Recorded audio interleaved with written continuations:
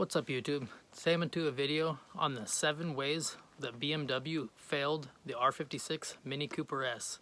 If you haven't already, go ahead and hit that subscribe button and stick around. You're going to want to watch this whole video. Number 1 is BMW's recommended oil and transmission fluid change intervals. With the oil, BMW recommends something like 15,000 miles for your oil changes. With an R56, if you wait 15,000 miles to change your oil, chances are you might not have any oil. At least with mine, when it was, well, since I fixed all the oil leaks, it's not as bad. But a lot of these will burn a quart of oil every 1,000 miles. You're not going to make it 15,000 miles. Even when they're new, you should not go 15,000 miles. You'll probably make it, but it's not going to be good for your engine. And on top of that, the transmissions, they call the transmission on the automatics, at least, they call it a lifetime fluid. It's lifetime of the warranty. It is not lifetime of the transmission. And well, it would be lifetime of the transmission if you don't change it, because if your fluid goes bad and your transmission goes bad, well, the fluid lasted until your transmission blew up because you had bad transmission fluid in it. But yeah, definitely you need to change your oil. You know, a lot of people recommend 5,000 miles. I don't go 5,000 miles. I actually it's kind of, my dad kind of got me to doing it every 2,500 miles. I drive my car all week. I drive it 112 miles a day, so I only like to work on the weekends. So if my car hits 2,000 miles during the week, that weekend I'm going to change my oil.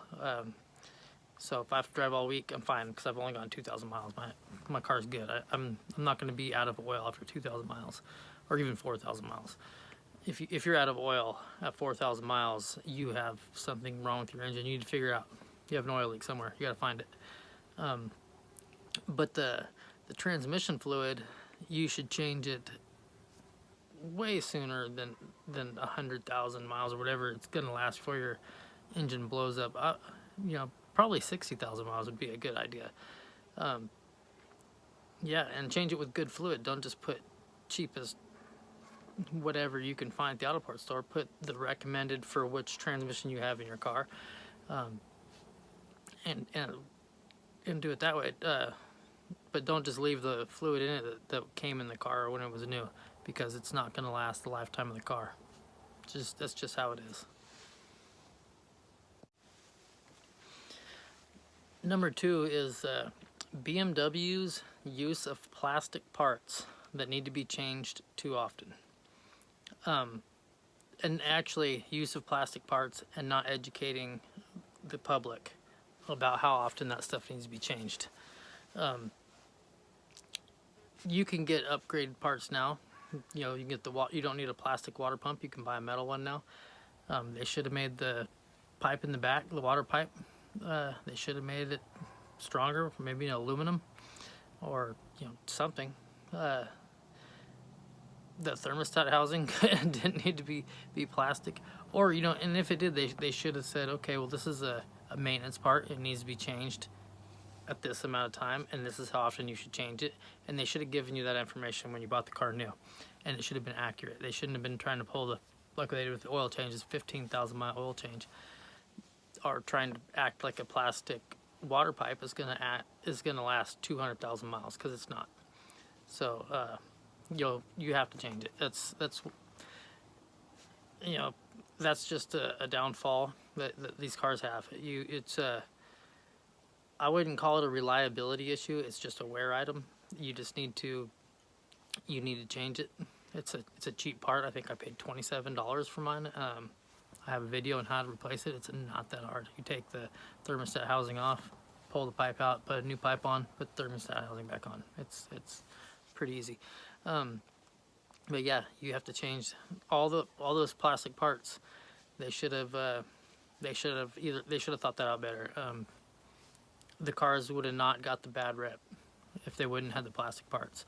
Well, that's one of the reasons they got a bad rep, was because of the plastic parts. But they could have they could have used metal, like especially with the water pump, because aftermarket companies have metal water pump or aluminum water pumps. So why couldn't BMW do that? I mean, yeah, plastic was cheaper, but they would have sold more if people wouldn't have been like, what? There's a plastic water pump. You know, they probably would have sold more, and they wouldn't have got a bad rap. You know, when they're selling the newer ones, people go, oh, they're unreliable, and it's because of a lot of the stuff on this car that they could have fixed. Stuff that is fixed now, but wasn't fixed when it came out of the factory. So yeah, plastic parts. That's number 2 for sure. Number 3 is going to be BMW's failure to test the timing chain tensioner enough before they put the car out into production. They wouldn't have released it with a timing chain tensioner that they needed to do a recall on if they would have done enough testing with it to have been like, oh, this thing doesn't last very long. It's too short. I believe that was the main problem. Actually, I know that was the problem because if you watch my timing chain video, I actually show you the difference between the two, the old style and the new style, and it's a pretty good difference. And with the shorter tensioner coupled with the 15,000 mile oil changes, you know, less oil, you can have more wear on the chain. Shorter tensioner, it's going to rattle more. Your timing chain, that's why they have the timing chain issues a lot more when the cars, before they replace the timing chain tensioner. Because, I mean, I'm sure it still happens, but you hear very little of people, once they've changed their timing chain, the whole thing, not just the tensioner. But if you change your whole timing chain with a good quality kit with a new style tensioner, you hardly ever hear of anyone having any issue. And you know, saying that these cars aren't reliable because of the timing chain is, and then saying that a Toyota Corolla is reliable, which it is. Toyota Corolla is reliable because it has a timing belt. The timing belt breaks, it's gonna blow up your whole car, or it doesn't blow up your whole car. It's gonna do the same damage though as if your timing chain, you know, comes off or breaks. So I wouldn't call that a reliability issue. I call it a poor design when they did from the factory with the short tensioner, because now that it's fixed, it's not a problem. And if you change your oil, you know, every 4,000 miles or less, probably even 5,000 miles if you're not having any blow-by issues, or you know, as long you just check your oil. If you still have a good amount of oil after 5,000 miles, then you can change your oil every 5,000 miles. But I wouldn't go any more than that anyway. But back to the tensioner. With the new style tensioner, and it's not a bad design anymore. But they failed by not testing it out enough and sending it out with that short tensioner. That ruined that. That's why everyone talks down about these N14 engines. That's probably the number one reason. If it wasn't for that short tensioner that they put out, if they would have done it right from the factory or from the gate, the N14 wouldn't have anywhere near the bad reputation that it has. Number 4 is BMW's failure to design a quality PCV system. They got it a lot better with the N18s, but it's still not it's still not the best. When you have a direct injection engine, everybody knows you get oil on the valves, on the intake valves, and you get carbon buildup. Well, with a quality PCV system, that wouldn't be an issue. That's why the N18s have less of an issue with it, because they have a better PCV system. If they would have designed that from the gate, so you didn't have to get, I mean, if you have to get carbon blasting every 60,000 miles, or whatever, I don't know what the number is, I think it is 60,000 miles, but that's way too often to spend. I think it's $600 if you pay BMW to do it, or maybe even $800. I wouldn't pay someone to do it, but I just pull the head off and clean them by hand. But yeah, it's just they need to design it better. And you know, you wouldn't have to run you can see my catch can in the background. You wouldn't have to do that with a good quality PCV system. And you know, there's companies that, there's a bee flying in my face. There's companies that make a better RPM. It's an expensive valve cover, but they make a valve cover that has a PCV. At least it doesn't fail. You don't have to replace it. But yeah, I mean, you'll probably still have to run a catch can with that. But that's number 4. If they would have designed the PCV to where it just wasn't clogging up your intake valves like it does on this, at least the N14s, and to an extent on the N18s, just not as bad. That's another reason these get a bad name, and they failed. If they could have just not failed on that, that would have been great. Okay, number 5 is BMW's failure to put a good quality failsafe on the vacuum pump. They should not have attached it directly to the exhaust cam.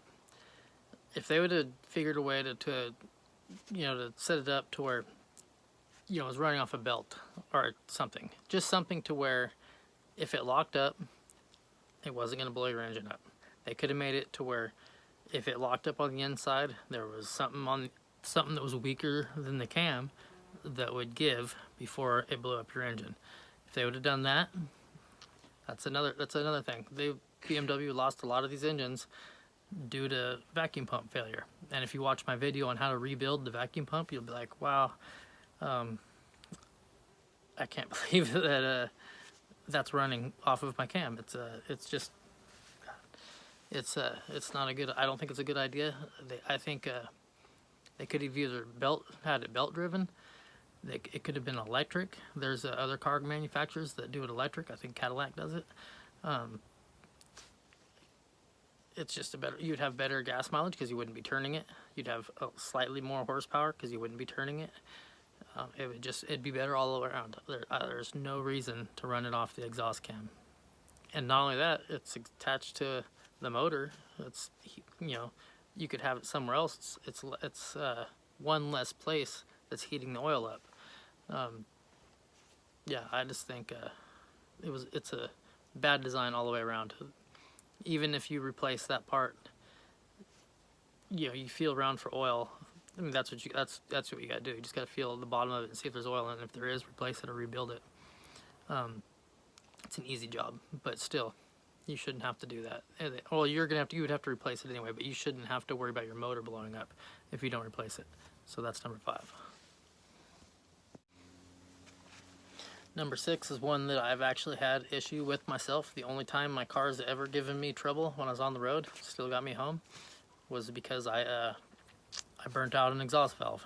And the reason I burnt out the exhaust valve is because BMW failed to protect the cylinder head from the heat of the turbo. There's plenty of ways they could have done that. They could have done a better heat shield that, separated the two a little bit better. Maybe put 2 heat shields with space between, just so the heat, couldn't get through both of them as easy. That would solve the problem. If you see the guys that melt their valve covers, the exhaust valve though, I think the valve cover thing is, has more to do with people putting those flat heat shields on the top of it. That probably causes that.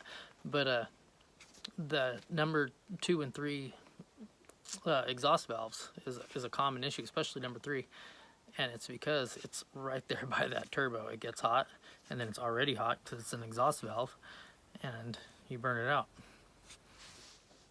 If you burn it out, that's what happens. Oops, right there. See a big old chunk. That's actually one of the best ones. I've seen them way big, way bigger than that. That's actually one good thing about this. I like about this car. When that happened, I was about 60 miles from home, about 56, because I was almost to work. I drove to work. It was about another 2 miles. I didn't know what was wrong with my car because it just happened, obviously. And then after work, I drove home because I knew it was misfiring, but I didn't know why. I thought maybe I just need to replace a coil pack or something. But it drove all the way home, no issues. While I was trying to diagnose this, because I didn't have a scanner at the time, was when I first got the car. The car drove, and it was actually still fun to drive with a burn exhaust valve.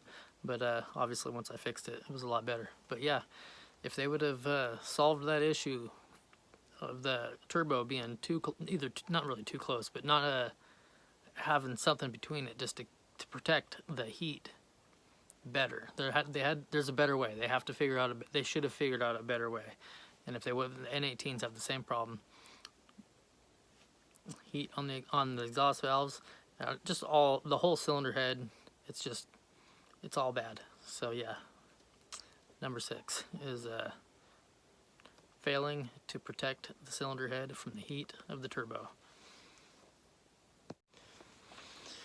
Number 7, I'm sure everyone is gonna agree with me on, because it's I think it's dumb. A lot of people, in fact, if you watch a lot of the old review videos when these cars first came out, they got called on it a lot. But not making the hood scoop functional. That was what? Why? If AEM can do it, why can't BMW? Other companies do it. You know why? Why? It makes no sense. Yeah, the functional hood scoop doesn't give you all the kinds of power or anything, but at least when you open your hood scoop is functional, and it's not just a hole in your hood. I guess it's kind of functional. I mean, it blows air into there, it cools their engine temperature down a little bit, maybe, but I don't think it's doing that much. That's one of the only reason actually I'm eventually planning on upgrading my intake, is just so that my hood scoop is going to be functional, because I don't care about the sound. My car sounds great with the exhaust. I'm not trying to hear the turbo noises. I'm more into performance than I am sound. So function over whatever. There's a bee flying right around my head and it's distracting me. But yeah, I'm more into function over form than I am having cool sound. So yeah, but still, functional hood scoop. That's number 7. I don't understand at all why they didn't, because it was functional in the R53, the first gens. Because the intercoolers on top of the motor. They should have been able to do it with the second gens. I don't know why they didn't. I have a Facebook group. It's called Mini Cooper DIY. If no matter which Mini Cooper you drive, check that group out. It's growing fast. Over 200 new members every week. It's very active. A lot of people are in there asking questions. There's a lot of people in there answering questions. It's a good group. It even has it's actually got a lot of classic minis in there now too. So yeah, it's a good group. I'll go ahead and leave a link in the description for so you can get to the message or the Facebook group real easy. I also have links for a lot of stuff that helps me out if you click on them. So yeah, go ahead and check out the description if you get a chance. If you don't, you don't. But I recommend it for sure. If there's any more things that you think that BMW failed on, leave a comment below. Let me know. I'd like to hear them.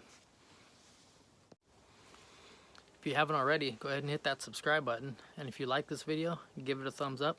If you didn't like this video, give it a thumbs down. And I'll catch you in the next video.